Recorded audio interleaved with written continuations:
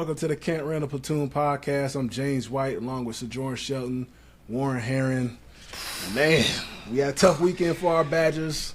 Rivalry week. We didn't handle our business like we thought we should have. But before we get into all that, we'll get more into the details a little bit. Just want to check in with the guys. It was a good weekend of college football. Some teams, starting to separate themselves. Georgia won once again. Michigan handled business. Ohio State, beat down on Purdue, which is going to be a big matchup next week in the Big Ten. Ohio State, Penn State. That's going to be a big one. There's no more, cakewalks. It's going to get into the meat and potatoes. Get real, boy. Better bring your A game because these games will matter down the line.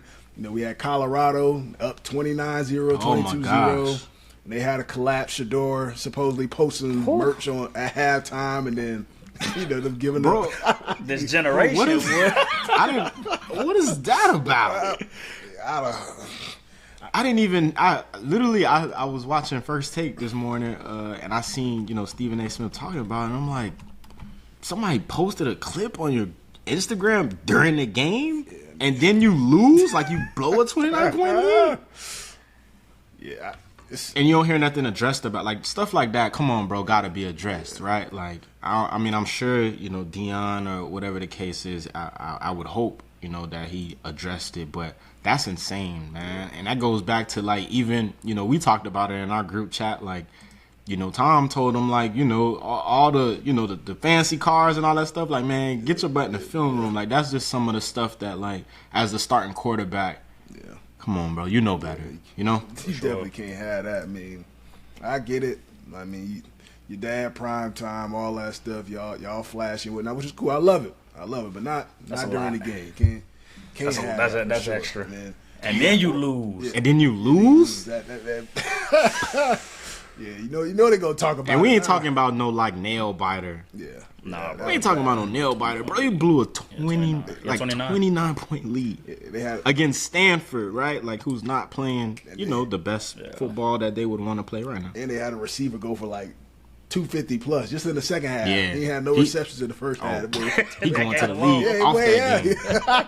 He ain't playing the rest of the game. Sent that boy to the league. Good. We appreciate y'all. Then we also had Oregon, Washington, two teams coming to the Big Ten next year. They went toe for toe. Some good quarterback play. Some questionable, decision making by the Oregon coaching staff. It's huge teams going for fourth down, all that they, they own 40. All that, we should take points or punt the football. Can y'all just talk about how do y'all feel about how these coaches been, even in the NFL, not just college, they just like forget it. We just gonna go for it. It's kind of like Madden. Like, we all play Madden. You get pissed off. You stop somebody. You think it's gonna be 3 and out if they own 20-yard line. It's 4th and 15. They convert it. I mean, it's not. That's not really happening in college football and the NFL. But there's been a lot of coaches going for it, and they're willing to take that risk. How do y'all feel about that? I said that, like, I don't never want to obviously blame coaches on, teams, losing games. But like you said, it's been a lot of that going on. Like, I even look at the Monday Night Football game last night. You got the ball on the 1-yard line. Why are we trying to get too tricky and do certain things with just run the ball? If you don't get it in, you live. You know what I'm saying? You live with that. But the Oregon game, I'm not gonna lie to you. I was a little salty about that one. Like, I tweeted about it and everything. Like, because Oregon's one of the teams. Like, Ken will tell you guys, like, I'm just a believer, man. Every year they always in a situation where they win a bunch of games, and it's always like 1 or 2 games that they, that they should win, that they lose, and it's like the reason why they're not in the playoffs or something like that. But I just think coaches are trying to outsmart themselves too much, right? Like, you got the ball, at midfield. I understand if you get a first down, you put Washington away. But at the same time, I think you also got to understand, like, your defense hasn't been able to stop Washington and their high-power offense at all. So you're gonna take the risk of not getting it. And if they get it, they're gonna score a touchdown, right? You pretty much chalk that up, and you know that. So, man, just punt the ball, and if they drive 80 or 90 and they score, you can live with that. But I can't live with just going for it at midfield and not getting it, and then basically like putting your defense in a situation where now the finger's pointing at us, right? Like, Now everything is, you guys didn't handle your end of the bargain. And that's what I really want to see. I want to see coaches come out more and start saying, like, you know what, hey, that's on, you know what I'm saying? Like, taking accountability. Not saying that coaches don't, but it needs to be more of that with a lot of these decisions that are being made in crunch time. How do you feel about going forward on 4th down at your own 50 in your own territory? Like, it's mad and I'm going for it. I feel it. but for real, like, you have seen this more and more. I mean, you like it because you see coaches trusting in their guys. Like, you want to see plays being made and things like that. But, I mean, at the end of the day, not saying that coaches aren't being smart, but you got to make the smart decision. And for a game like that where you can't stop each other's offense, like, I get it. They haven't been able to stop our offense. Let's see what we can do. If we get the ball, we score, so on and so forth. But, like, you put your defense in a bad situation, I mean, like Soj said, I would have punted it and just saw what their offense could do, having them drive 80 yards. Who knows? Somebody might panic, luck up, throw a pick, turnover, whatever it may be, 3 and out. Make them go for it. They may be in a bad situation, gives you another opportunity to score, but you always got to give yourself another opportunity. I mean, I think sometimes, like, when you're in a high intensity game like that, sometimes it does force you to make calls that you probably wouldn't do in a normal game. But because that's conference play, that's probably who I can't remember if they're on the same side of the conference or not, but that's probably who you're gonna play in the conference championship, things like that. Like, you're trying to set a tone, whatever it may be, or make a statement. I mean, you gotta be smart. You gotta be smart and save it for the end of and save it for later in the game. 100%. Before we get into our game, gotta ask y'all, who do you guys think is the best player, pound for pound, position for position? It could be quarterback, offensive line, corner, receiver. Who do you think is the best player in the Big Ten? I'll start it off. It's hard, man. There's some talented players. For my pick, I'm gonna go with a guy from Iowa, Cooper DeJean, the corner that they have. Playmaker. He's a solid corner. He makes an impact. Playmaker. Defense, create interceptions, punt returns. Boy, running down on Gunner, making plays for his football team, and obviously their team who struggles offensively. We see it. We will get into that in a little bit, but yeah, I just like the way he plays football. I mean, he's not a shutdown corner, but he's going to make plays when the ball comes his way, and he impacts the game in a multitude of ways. But who do you guys think is the best player in the Big Ten right now? I'm gonna go. I just watching him. I'm gonna go Marvin, man. You know what I'm saying? And like, it's no way around it. Like, we all know, man, that kid is special. At his position, like, he's just somebody. Obviously, he's gonna make all the catches that the tough catches. It's Marvin, man. I'm not even going. Yeah. I feel that. I'm gonna be honest. I think for me, I'm gonna go offensive side of the ball. I like Blake Corum a lot. I think he's a really good running back. Yeah. I think he's doing a lot of great things for Michigan. I mean, he's shifty. He runs with power. He's a compact back. I think he can do a lot of things, catch the ball out of the backfield. I mean, he's showing me a lot of great things this year and is helping lead that offense. So I'm gonna go with Blake. Yeah, I don't mind those picks at all. Blake is dope too. I think he's sitting somewhere at like 12 touchdowns or something like that. Like, he's putting up a crazy year, right? He's a baller. Yeah. Mm-hmm. And coming off injury too, and he balling this year. And he coming off an injury, right? Yeah. He didn't play in that playoff game last year, did he? He got hurt right before Ohio State. He got hurt right before. That's bad. And they had a good backup. Donovan Edwards was a good backup. Yeah. But I think Blake is for sure. He the key to that offense for sure. And we know, guys, right? Like, at this level, in college, like one or two players can change the whole dynamics of a football game. Sure.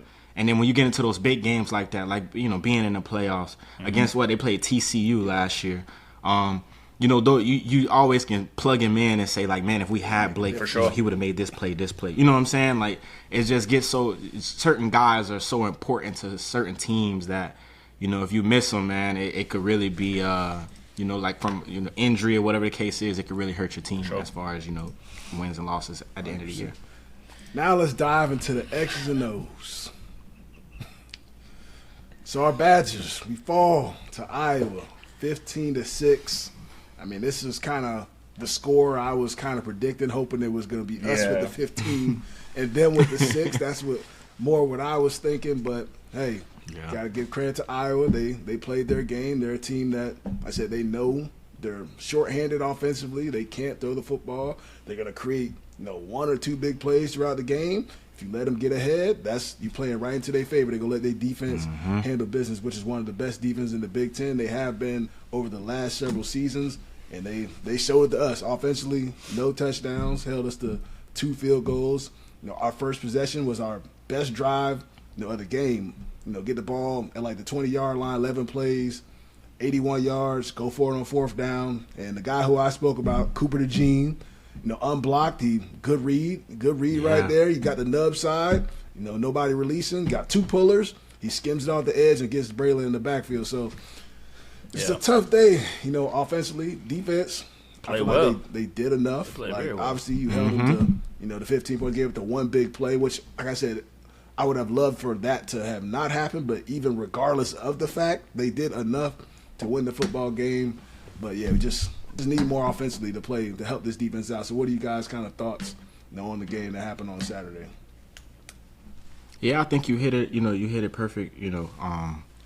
Our defense, I think they played well enough, for us to win that game. And I think we get so caught up into all the points that are being scored throughout the Big Ten, throughout college football, that when we get these defensive games where the team that won only scored 15 points, like we take that for granted. Like that was a very good defensive game, just an overall game for both defenses. As a fan watching the game, I think like I truly, it was impressive to see from Iowa, right? Like those are the certain things that you want to see in the game. I think they showed, as far as like teams getting a long drive and being able to hunker down and hold it off and only either give up 3, or if you go for it, you don't get nothing. You know what I'm saying? And those are the type of plays and impacts that a defense has to make, going further on into the season. And I mean, right now they're in the driver's seat, to go to the Big Ten championship on our side. And if they keep playing the way they were playing, on Saturday, they'll be in that game. We need a lot more on offense, man. This is kind of, we've been talking about it week in and week out. Obviously, getting the passing game has been, a concern of all ours. But I just feel like if we're going to run the ball and that's what we're going to stick to, we got to stick to it, right? Like, I looked at, the notes, we only had 10 runs in the first half. And, that's what's kind of, I guess, the gray area for me. Like, are we going to be a passing team or are we going to run the ball? But if we know that our run game is what we're leaning on and our best player is our running back, he need to touch the ball 30 times or, a certain amount of times a game. So, it's extremely tough, man. I won't say this was the best week. I for sure, I'll say it. I for sure, yeah. A little embarrassed, man. Yeah. 6 points. What? Yeah, 6 points. Like a little embarrassed, especially just for the simple fact that I know that we have the guys to be able to throw the ball and be able to run the ball at an efficient and a successful rate. And for us to be in what week 6, 7, like we're not doing that, and there's no way around it. I'm not trying to roughen anybody's feathers. I'm just calling a spade a spade. But I just think over time, man, we just got to continue to just work on the issues that I'm sure not only that we know, but I'm sure everybody in the building knows, and you'll probably get it together. Warren, what's your thoughts on the game, offensively, defensively? I mean, I think it was, from a defensive standpoint, I think we played a really, really good game. To only give up 1 touchdown, the rest of them, holding them to field goals. I mean, 15 points, you can't be upset at that. I mean, you're going against a team that, and hats off to Iowa. I mean, for as long as we've known Iowa, they've live and die by the same thing: great defense and running the ball. I don't think I've ever seen Iowa be a great passing team. I mean, I think they've been decent, in some years past, but they've done the same thing, have never changed. And I think that's one of the things that has helped them win during this kind of year where they may not have all the pieces, is because they stick to what they've done for so long. I think for us on the defensive end to be able to, I think we had like 9 TFLs as a team. Like, that's good. Like, guys flying around, getting in the backfield, playing the run hard, knowing that's what they're gonna do. You got linebackers, you got safeties coming down, making plays. Like, that was fun to watch. I mean, we had like 5 or 6 like pass deflections, so we played really good coverage. I think again, like we've talked about, week after week, is figuring out the passing game. And again, like not trying to down on our team, but it was embarrassing. Like to only be able to put up 6 points, like I don't think I've ever seen us, aside from a game that I ain't gonna speak about, not put up more than. Why hurts my heart too? Yeah, we see the way. Hey, bro, I had PTSD. But like aside from that, I don't think I've ever seen us not score a touchdown. Like just punching the ball into the end zone. And, we talked about it a little bit during the game, like having that long drive where we stalled out at the end, went for it on fourth down. We talk about going for it on fourth down. Like, I think that's, for me, I think that's a time where we do take the points, and figure it out next drive. But, love that the coaches trust our guys and whatnot. I mean, you got to continue to do that to give them the confidence, but we have to figure it out on offense, figure out our identity. And I don't think we've figured that out yet. I think there was a couple of games over the last couple of weeks where we knew we were going to run the ball, and that's what we were going to hang our hat on, but I don't think we've done it consistently enough to just say that's our identity. So we're still trying to figure that out. Yeah, I feel you. I think we definitely got to lean into the run game a little bit more. Like that first drive, the passing game was there. Took some shots down the field. Bryson Green had a heck of a catch over Cooper DeJean. It looks like it was going, but it's kind of how it's been all year long. You see flashes for it, then it kind of disappears a little bit. It's just very inconsistent. Like I said, whether it's having the same 3 receivers on the field consistently throughout the game and just mixing other guys in, when guys get tired, or find what routes guys run best, whatever it is, you just gotta find a way to get it going. And like now, obviously, Tanner goes down before halftime, has a hand injury. I mean, it wasn't pretty on offense even before he got hurt. Braden Locke comes to the game. I thought he looked decent to start the game a little bit. Then the pressure kind of started to rise a little bit. They started getting some shots. So he took a few good shots. In there, he made some completions too. That's safety. That one they took in the hours. I can't even be mad at him for losing the rock. Like he took some big shots. Like I thought he held his own, being thrown in a tough position. Rivalry game, good defense. You haven't played all year long. That's a hard spot to be in. But now I'm sure he's going to be the guy. So he's got some reps in there. You went up against a very, very good defense. You kind of move forward from that, and now he has to build chemistry with the receivers there. And obviously that may take a game or two to figure that out, because he hasn't necessarily got the reps with those guys. But overall, like we talked about a defense, Iowa punted 10 times, had 9 first downs, 3 and out on 8 possessions, 68 yards in the second half. So just when you look at like you're supposed to win that game, look at those statistics, you think we coming out with a victory, man. But I said Iowa, they played that field position game. Their punter was that punter's nice. On the 20-yard line, he booted it all the way to our 20-yard line, get like a 5-yard 60-yard return. net punts and jump. That's that complimentary football. Like I said, we don't know our identity on offense. Iowa clearly does. They know they can't score a football. The defense is taking more of an onus. Special teams are taking more of an onus, and they're going to win by any means possible. So offensively, I think we just have to figure out what we do well right now. That's running the football. So getting some more creative plays to get Braden the ball in space without getting defenders in the backfield, I think that's going to be huge for us, man. But now let's jump into the scouting report. Okay, so this week got Illinois. Illinois is a 3-4 football team. I don't know if you guys have seen much of them so far this year, but they haven't looked. They just came off a win, right? They just came off a win against Maryland. Yeah, that's their first FBS win this year. They've only beaten. They beat Toledo and FAU in those 2 games. They very easily could have lost, but I don't know if you guys see Maryland. Maryland's a pretty good football team. Illinois played well. Yeah, Maryland's a solid team. I watched the game last week. So that's an impressive win for Illinois. Let's say you get one, you kind of start to build a little bit more confidence. That snowball effect. They're rolling. So it's going to be a tough matchup for backup quarterback. I said their team, their offensive line isn't the greatest, but I said they got their running game going last week against Maryland. Their quarterback did a pretty decent job, so it's going to be a fun matchup. Let's get to the keys to getting a win versus Illinois, getting back in the win column. Illinois last week, they beat Maryland 27-24. That's their first, win against an FBS school. They've been struggling this year, but to get a win like that against a very good Maryland football team. That just goes to show they're trending in the right direction. We're getting banged up a little bit, and we're trying to get back on track. It's going to be a tough football game. They beat us 34-10 last year at home. I said they have, former Badgers on the coaching staff. Brett Bielema, just miss Coach B, but he recruited you. Got Aaron Henry, defensive coordinator. Got Yo-Yo Finellis, Antonio Finellis coaching DBs. You got Twan Jameson coaching, defensive line, also helping with the defense. So there's a lot of familiarity there. So they're going to be geared up and ready to go for this football game. You always want to beat, a team that you used to play for or you used to coach for. There's also players get up for those games where they try and play for their coach. So what do you guys think is going to be the keys to win versus Illinois?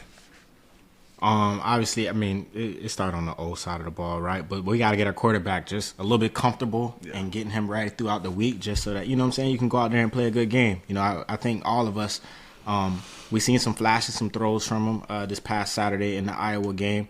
As the game progressed, Iowa, they end up blitzing him and putting him in some situations where you can kind of heat him up. So I think now that he understands and knows, like, all right, this is what I'm expecting to face. These are the things that our teams are going to try to do against me to, kind of rattle me and put me in some situations where it's not kind of made for me to win.